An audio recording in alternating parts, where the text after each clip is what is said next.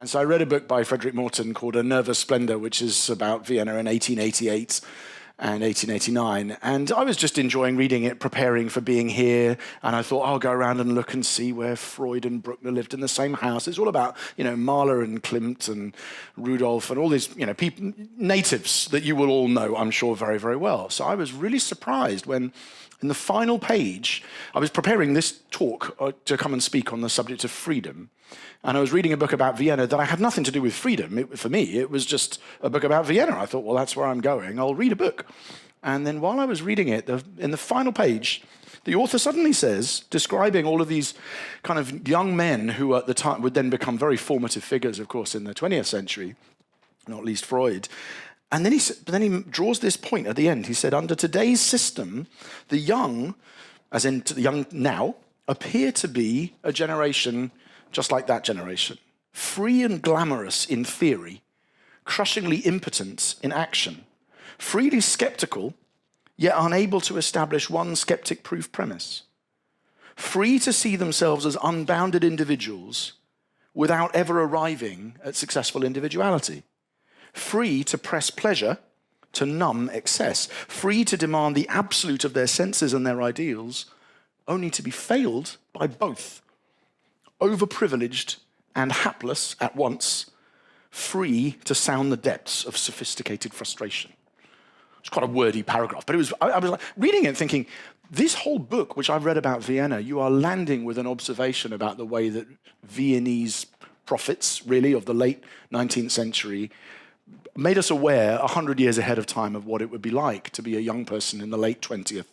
And he was writing in the late 70s, and early 21st century, that freedom which all Western capitalist states were pursuing has provided us a very mixed, ambiguous legacy, and one that many of us, as we think about these things, would continually encounter. But the fact that it came out in a book that I was reading for other reasons I found fascinating. And I think it's because freedom is one of the abstractions that Western people generally, and speaking in, I imagine, a very Western audience by the looks of things, is one of the abstractions that we like the most and understand the least.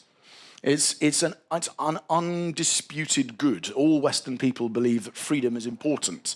They may not mean by it the same things as we do, or we may not even agree with each other at each point, but everybody, Western people, think freedom is good. But actually often have an enormous amount of disagreement about what exactly it entails. And it's only as I've started researching the subject more in the last 5 or 10 years that I realized the irony that the first time I ever cried in a cinema was at the end of Braveheart. This is a film, basically, in all films in which the Germans are not the baddies, the British are the baddies, or the English. We're basically always the villains. In American-funded films, the English will always be the evil people. And of course, this is about the evil English oppressing the lovely Scottish people, played in this case by an Australian, Mel Gibson. And as he dies, he shouts this word, freedom. But I was 16, I watched it, I was moved and I burst into tears in the cinema. Because I was 16 and I was enjoying a violent film, but I knew in my boots that there was nothing more noble than to die for freedom. And then, obviously, many American movies tell the same story.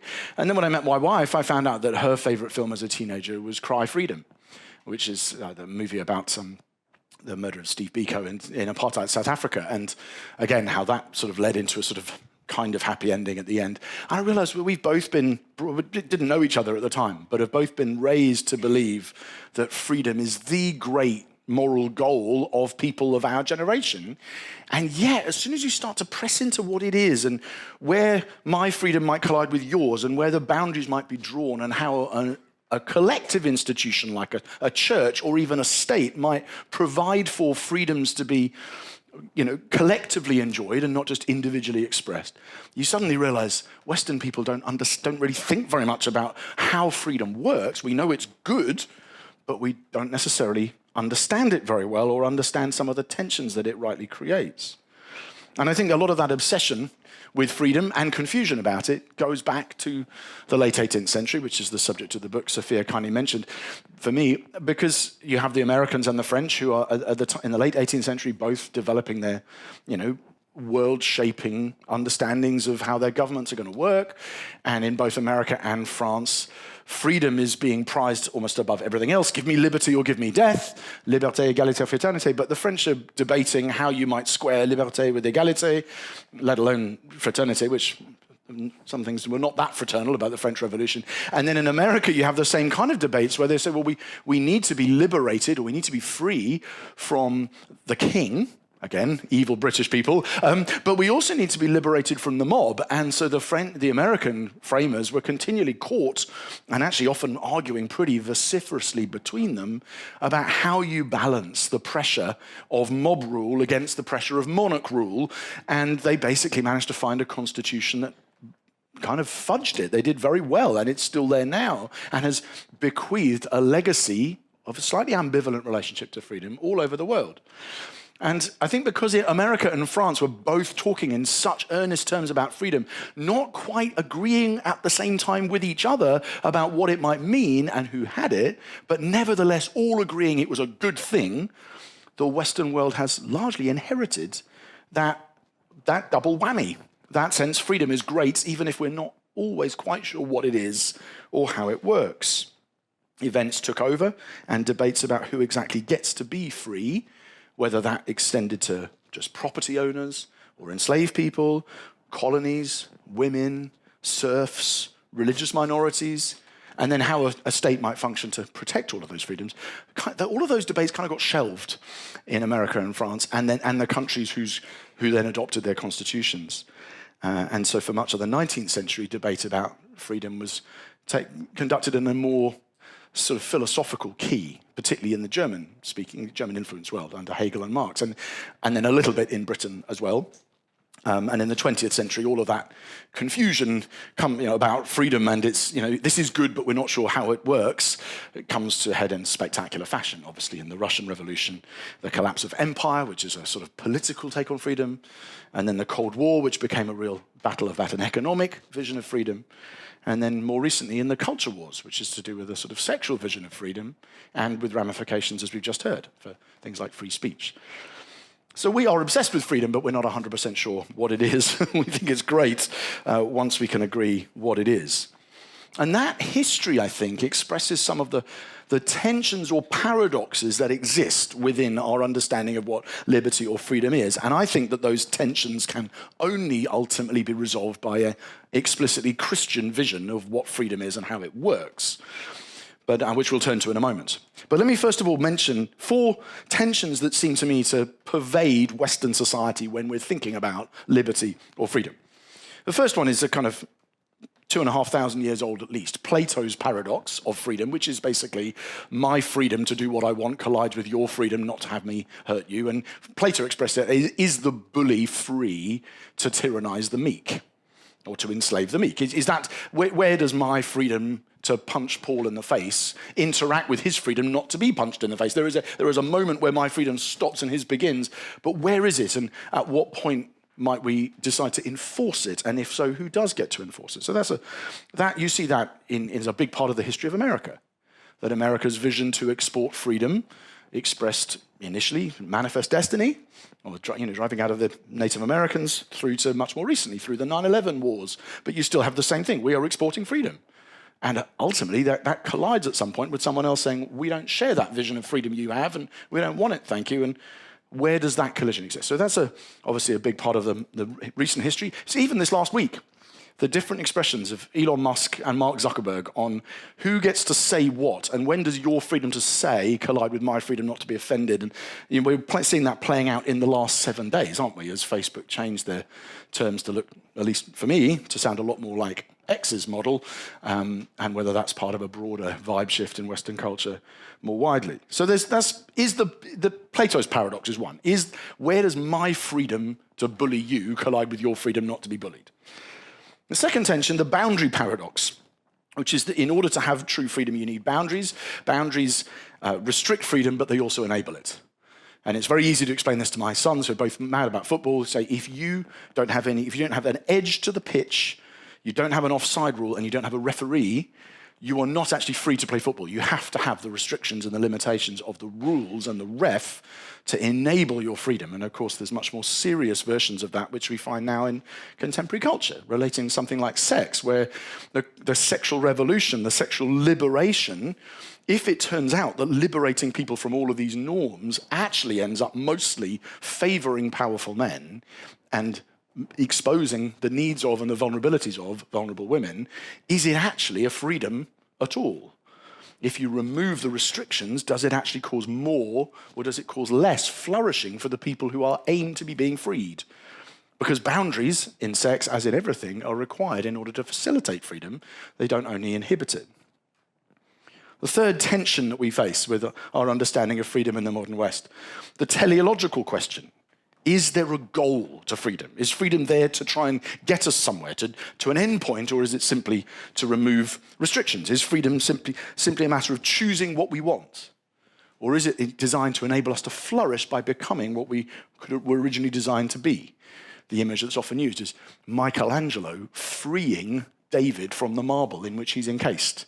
He's removing the things that might stop him from becoming who he could truly be in the vision of his creator. And in that sense, human beings have an end, a telos, a goal towards which we're being fashioned. And is freedom simply an ability to choose whatever we want in a nihilistic fashion, as if there is no ultimate good? Or is freedom the ability to flourish, which might involve restrictions ultimately ordered towards our good? So is freedom ultimately self-determination, or is it self-mastery? Does it involve some degree of overcoming the things we might want to do in order for our greater flourishing? And then the fourth tension is the much more widespread discussion, which is that of the political sphere. How do we understand, Isaiah Berlin's positive and negative liberty, for those of us who are into these things, and we immediately recognize and say, yes, okay, so is in that sense, is liberty simply freedom from coercion, or is liberty a freedom to pursue or achieve our goals? And so, which is obviously an overlap in the political sphere with the previous one in the moral sphere. And so there is a two-sided nature of freedom in the biblical account, in the Christian account, that I believe is the only way through those tensions and paradoxes. So we have effectively a modern history of freedom that is confused, that contains within it some tensions and some challenges for us. But the biblical way through, I think, is the only way of doing it. And the Christian response comes through with extraordinary clarity through the central narrative of the Old Testament, namely that of the Exodus, which is the central story, really, in the Hebrew Bible. And in Egypt, Israel is enslaved in the very obvious external sense. Israel suffers from a lack of negative liberty. It suffers from a lack of self-determination. It's not free to choose. So in that sense, it sits on one side of all of those tensions we've just talked about. And so Israel is suffering from all of those things. But of course, Israel then, it only takes 15 chapters for Israel to be freed from the Exodus, freed from Egypt and out. It then takes the next 4 books for Israel to find freedom in the sense of self-mastery, in the sense of freedom from idolatry, in the sense of slavery to the gods or the other powers or the flesh or sin which works within her.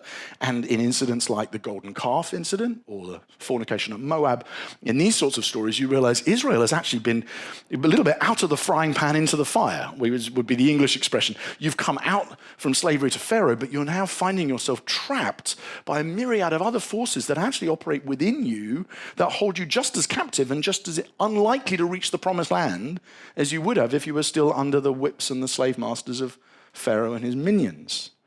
So Pharaoh's armies get drowned, but Israel is still captive to the invisible chains of unconstrained desire throughout the books of Exodus, Leviticus, Numbers, Deuteronomy, and actually through much of the rest of the Old Testament as well. Addicts will tell you the same thing, that freedom is not just about being able to make choices. Any addict will probably tell you this, even if they don't express it quite this way. Freedom's not just being able to choose, it's being able to choose well. It's being able to choose in a way that is ordered to your good. And sometimes our desires are not the promised land. Our desires are the armies of Pharaoh. Our desires are the things that are holding us captive, our flesh, sin. So we do need freedom from the world, the devil, and the powers like Egypt. But we also need freedom from the flesh, from sinful desires, from death. The American critic Neil Postman made this point really well in an essay he wrote 40 years ago in a book called Amusing Ourselves to Death. And he drew this contrast, which I have drawn on many times in talking on the subject. I found it so helpful. And Neil Postman said, there are two great dystopias in English-speaking fiction in the 20th century. There is Aldous Huxley's Brave New World, and there is George Orwell's 1984. They're the two great dystopian visions, and they're almost completely opposite to each other, Postman says. In 1984, the world that George Orwell imagines is one in which the oppression is external. It's guns, it's fences, cameras, hatred, Room 101. I'm assuming some of these are common reference points, despite, I'm sorry for being very Anglo-centric and using two British novels, but that's what he picked up on. And I thought, again, this external oppression coming from outside. In Brave New World, in Huxley's vision, which was actually earlier, wrote the book 10 years before, Brave New World, the oppression doesn't come from outside, it comes from inside. In Brave New World, the oppression is unconstrained desires, it's vacuous emptiness, it's platitudes, it's television, it's just people sitting there on drugs, it's the centrifugal bumble puppy, it's just of emptiness and vacuous drivel that can constrain an entire society to doing nothing useful. And Neil Postman, in his essay, in his book, introduces these two visions and says this book, Postman's book, is about the possibility that Huxley, not Orwell, was right. That actually the modern world was not going to fall into the 1984, and obviously we very nearly did. And wouldn't need me to tell many of you that. But actually the modern world was much more likely to be held captive by the Huxleyan vision, in which it was the flesh and sinful desires that constrained and overcame the freedom of Western people. And I'm a big fan of the fact that not only have those two books been written, but that Suzanne Collins, in her novels The Hunger Games, because I talk a lot to young people, like Andy, I've got a passion for doing that, and would find that actually for young people, they may have heard of 1984, they've never read Brave New World. But The Hunger Games has really helped because it's opened up those categories to another generation. And in The Hunger Games, you have, what the clever thing about it is, that you have both of those dystopias in the same universe. You have an oppressive world of guns and fences and cameras and surveillance in the what we call the districts, so Katniss Everdeen, all those kind of characters. Again, is this missing the mark completely? I'm looking at some of you shaking your heads. Just stick with George Orwell if you're worried about the Hunger Games. I'm hoping most of us have got one of the two references anyway.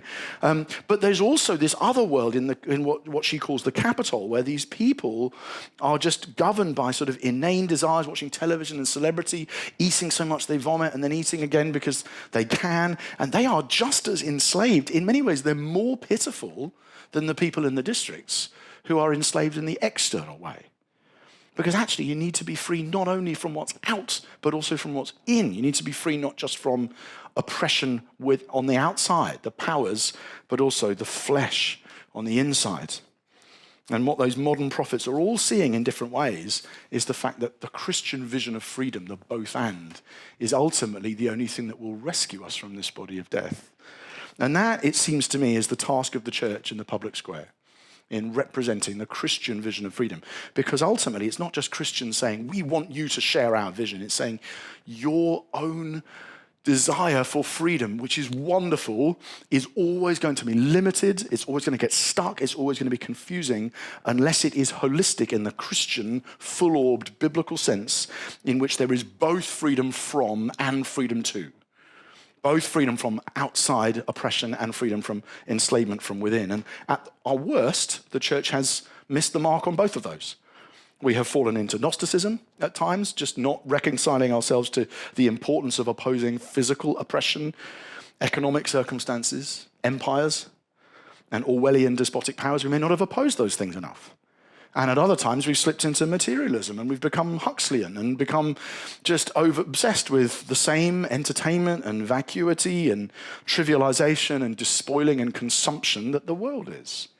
And so at our worst, the church has swallowed both dystopias, but at our best, we have battled both dystopias, contending against the tyranny of the other and the tyranny of the self, and embodying a freedom that can truly liberate captives, whatever their chains may be.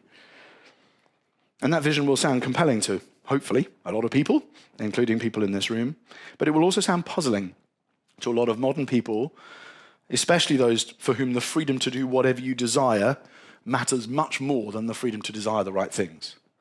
There will be a lot of people today, like citizens of the Capitol in the Hunger Games or the World States in 1984, who will be surprised to hear freedom used as a word that might be something within. They will be astonished to hear that they need to be freed from themselves and their own sinful desires. Well, the Judeans in John chapter 8 were puzzled by the exact same thing. And their confusion gave space for Jesus Christ to cast the most beautiful vision of freedom ever presented. John chapter 8 and verse 31. So Jesus said to the Jews who had believed in him, if you abide in my word, you are truly my disciples, and you will know the truth, and the truth will set you free. They answered him, we're offspring of Abraham. We've never been enslaved to anyone. How is it that you say you'll become free? Jesus answered them, truly, truly, I say to you, everyone who sins is a slave to sin. The slave doesn't remain in the house forever. The son remains forever. So if the son sets you free, you'll be free indeed. Amen? Thank you.